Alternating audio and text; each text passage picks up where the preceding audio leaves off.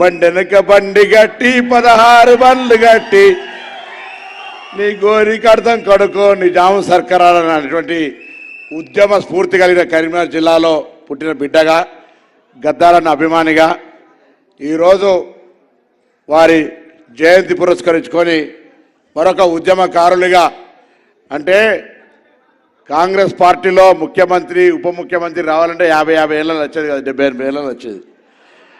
ఆ ఉద్యమ స్ఫూర్తి ఉన్నటువంటి నాయకులుగా ఈరోజు వచ్చారు.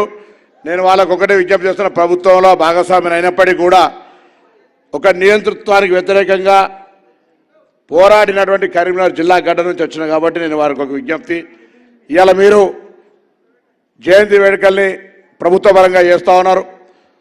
మళ్ళొక జయంతి నాటికి గద్దార్ పురస్కార్ పేరు మీద ఒక మంచి కళాకారుణ్ణి ఆదరించే విధంగా, జీవకళలు మళ్ళీ బతికుండే విధంగా ఒక నగదు బహుమతి, మీ నిర్ణయం, మీ పెద్ద మనసు, మీరే నిర్ణయం, నగదు బహుమతి చెప్పి ఒక గద్దారన్న పేరు మీద ఒక పురస్కారం ఇవ్వాలని సందర్భంగా నేను కోరుతా ఉన్నా.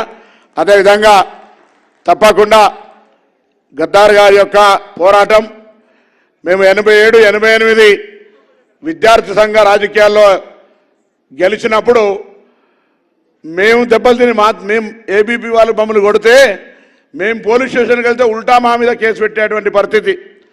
అటువంటి పరిస్థితుల స్ఫూర్తి పాట మాకు ఉత్సాహాన్ని నింపియాలా, ఇక్కడ దాకా రాగలిగిన ఒక జోష్ తోటి అనే మాట సందర్భంగా మనగేస్తూ, ఆ పాట రాబోయే సామాజిక తెలంగాణలో మీ యొక్క ఉద్దేశం, మనం కాంగ్రెస్ పార్టీ తెలంగాణ ఇచ్చిందంటేనే సామాజిక తెలంగాణ, అది డిసెంబర్ 7 అటు ప్రమాణ స్వీకారం జరుగుతుంటే ఇది ప్రజల తెలంగాణ అని మొత్తం ప్రజలందరికీ మొత్తం గేట్లు తెలిసి అందరం కూడా ఈరోజు ఈ ప్రభుత్వ పరిపాలన కొనసాగిస్తూ ఉంది.